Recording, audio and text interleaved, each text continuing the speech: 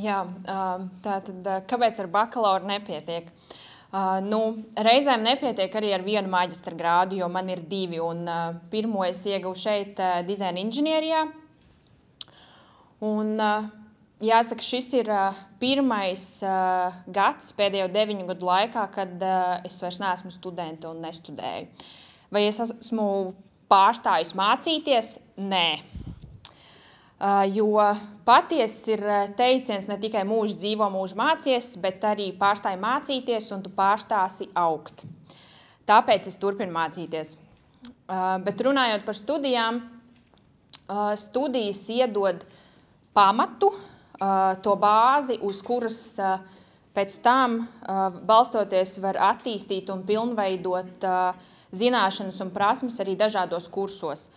Maģistra studijas iedod citus perspektīvu un domāšanas veidu, tādu holistisku skatījumu, man gribētos teikt.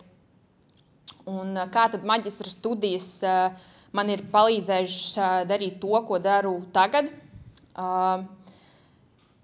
Vienmēr būs mācību priekšmeti, kas noderēs vairāk un citi, kas mazāk.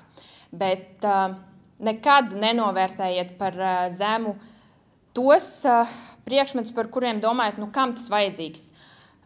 Jo pavisam nesen man bija tāda situācija, kad veidojot savu zīmolu mājaslapu, man noderēja zināšanas, ko es ieguvu vidusskolā programmēšanā un par ko es tajā brīdī domāju, es taču nebūšu programmētāja.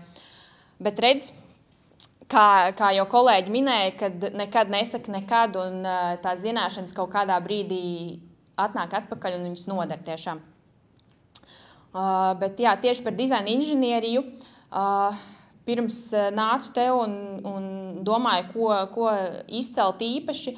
Man šķiet, ka es visvairāk gribu izcelt vienu priekšmetu, bet tad es vakardien paskatījos, kādi vispār mācību priekšmetu kursi mums ir bijuši, un sapratu, ka ir jāizceļ viens semestrs. Pirmā kursa, otrais semestrs ir bijis tas, kurš iedevis tiešām tādu pamatīgu bāzi, un kas ir noderējis visvairāk.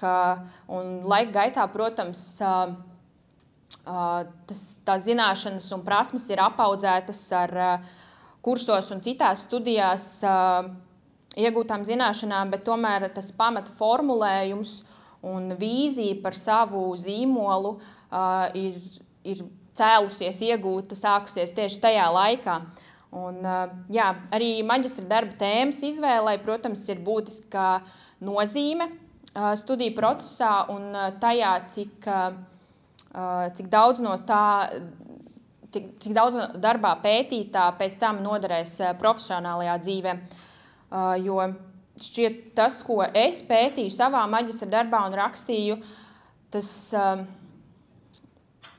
es to neaizmirsīšu te nekad, un tās zināšanas un viss tas izpētītais ir ar mani ikdienu.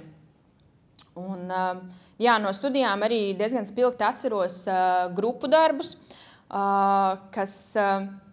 kuros dažkārt nācās pētīt ar manu nozari un jomu absolūti nesaistītas lietas, bet gribu teikt, ka tā ir bijusi tiešām atmiņā paliekoša un vērtīga pieredze, un es domāju, Rudolfs piekritīs arī diezgan jautra pieredze sastrādājoties grupā, jo tas ir tas bonus, kad mēs atnākām no dažādām jomām, ar dažādiem tiem backgroundiem, un saliekam tās savas galvas un zināšanas un prasmes kopā, un tur rodas tāda maģija, ko tu tiešām nevari paredzēt iepriekš.